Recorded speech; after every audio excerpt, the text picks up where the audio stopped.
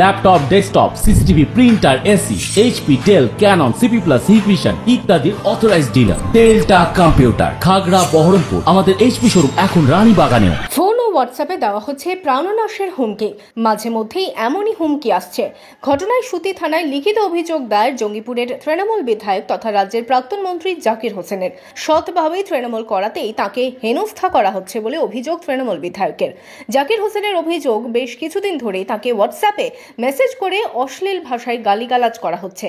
এর পাশাপাশি তাকে প্রাণনাশের হুমকিও দেওয়া হচ্ছে। আমার হোয়াটসঅ্যাপে মেসেজ দিয়ে বিভিন্ন রকম গালাগালি এবং বম মেরে দেব, সেই আমাকে হুমকি দিয়েছে। এবং আমরা চাইব, আমার সুতি থানায় আমি এফআইআর করেছি, এই জিডি করেছি, জেনে আর পূর্ণাঙ্গ তদন্ত হয়ে তাদের প্রতি কঠোর ব্যবস্থা নেয়।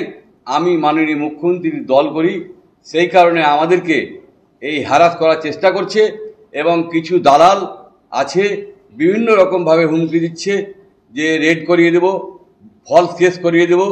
আমরা কিন্তু এই বিচারিতের ভিতরে আছি, কেন মাননীয় মুখ্যমন্ত্রীর দল করি বলে আমাদেরকে এই বমের হুমকি দিচ্ছে এবং অশ্লীল গালাগালি এবং যে কোনো প্রাণে মেরে দেওয়ার ভয় করছে। এখনো আমার ঘা শুকায়নি, আবার আমাকে এই হুমকির সুরে বলেছে, হুমকি দিচ্ছে আমার হোয়াটসঅ্যাপে। একদিন না একাধিন, কারণ হলো দেখুন আমরা অতটা হোয়াটসঅ্যাপ দেখার টাইম পাই না, বেশ কিছুদিন ধরে দিচ্ছে। আমি দুদিন আগে লক্ষ্য করে দেখলাম যে আমাকে প্রচুর গালাগালি এবং হুমকির সুরে আমাকে দিচ্ছে।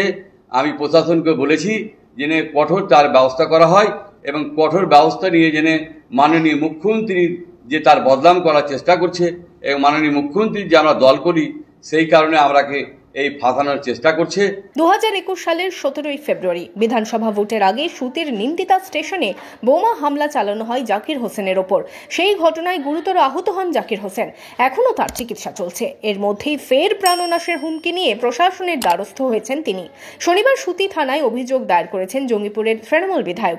সবাইকেই হুমকি দিচ্ছে, বম মেরে দেবে, মানে কি একজন থাকবে না, একাধিক লোক থাকবে, তাকে সবকে বম মেরে দেবে। আমার সঙ্গে যে সিকিউরিটি থাকে, আমার সঙ্গে ফোর্স থাকে, তারও মেরে দিতে পারে এবং আমার সঙ্গে আমার অনেক শুভাকাঙ্ক্ষী লোক আছে, তারা থাকে, তাদেরকে মেরে দিতে পারে।